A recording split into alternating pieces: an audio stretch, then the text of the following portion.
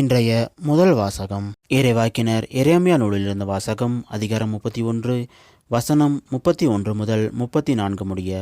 இதோ நாட்கள் வருகின்றன, அப்பொழுது நான் இஸ்ரேல் வீட்டாரோடும் யூதாவின் வீட்டாரோடும் புதிய உடன்படிக்கை ஒன்றை செய்து கொள்வேன் என்கிறார் ஆண்டவர். அவர்களுடைய மூதாதையரை எகிப்து நாட்டிலிருந்து விடுவிப்பதற்காக அவர்களை நான் கைப்பிடித்து நடத்தி வந்த பொழுது அவர்களோடு செய்து கொண்ட உடன்படிக்கையை போன்று இது இராது. நான் அவர்களின் தலைவராயிருந்தும் என் உடன்படிக்கையை அவர்கள் மீறிவிட்டார்கள் என்கிறார் ஆண்டவர். அந்நாட்களுக்கு பிறகு இஸ்ரேல் வீட்டாரோடு நான் செய்யவிருக்கும் உடன்படிக்கை இதுவே.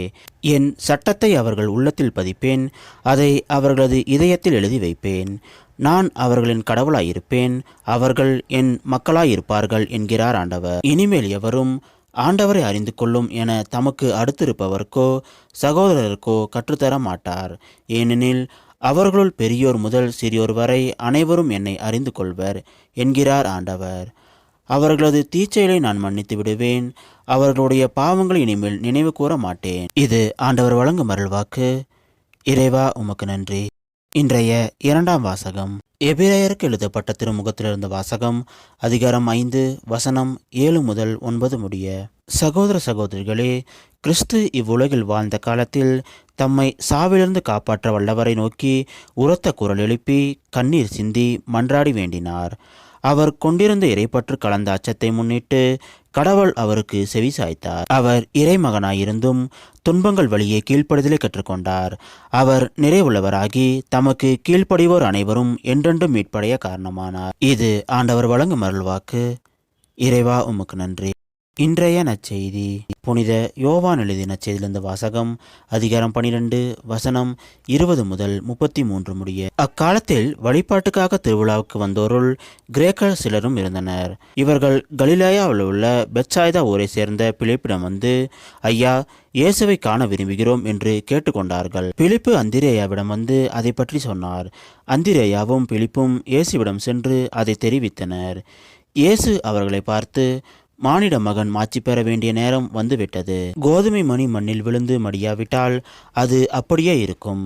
அது மடிந்தால்தான் மிகுந்த விளைச்சலை அளிக்கும் என உறுதியாக உங்களுக்கு சொல்கிறேன். தமக்கென்றே வாழ்வோர் தம் வாழ்வை இழந்து விடுவர்.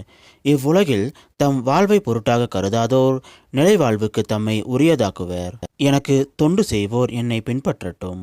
நான் இருக்கும் இடத்தில் என் தொண்டரும் இருப்பர். எனக்கு தொண்டு செய்வோருக்கு தந்தை மதிப்பளிக்கிறார் என்றார். மேலும் இயேசு, இப்போது என் உள்ளம் கலக்கமுற்றுள்ளது. நான் என்ன சொல்வேன்? தந்தையே, இந்த நேரத்திலிருந்து என்னை காப்பாற்றும் என்பேனோ? இல்லை, இதற்காகத்தானே இந்நேரம் வரை வாழ்ந்திருக்கிறேன். தந்தையே, உம் பெயரை மாட்சிப்படுத்தும் என்றார். அப்போது வானிலிருந்து ஒரு குரல், மாட்சிப்படுத்தினேன், மீண்டும் மாட்சிப்படுத்துவேன் என்று ஒலித்தது. அங்கு கூட்டமாய் நின்று கொண்டிருந்த மக்கள் அதை கேட்டு, அது இடிமுழக்கம் என்றனர். வேறு சிலர், அது வானதூதர் ஒருவர் அவரோடு பேசிய பேச்சு என்றனர். இயேசு அவர்களை பார்த்து, இக்குரல் என் பொருட்டு அல்ல, உங்கள் பொருட்டே ஒலித்தது.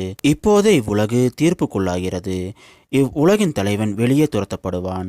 நான் மண்ணிலிருந்து உயர்த்தப்படும் போது அனைவரையும் என் பால் ஈர்த்து கொள்வேன் என்றார். தாம் எவ்வாறு இறக்கப் போகிறார் என்பதை குறிப்பிட்டே இவ்வாறு சொன்னார். இது கிறிஸ்து வழங்கும் நற்செய்தி. கிறிஸ்துவே உமக்கு புகழ்.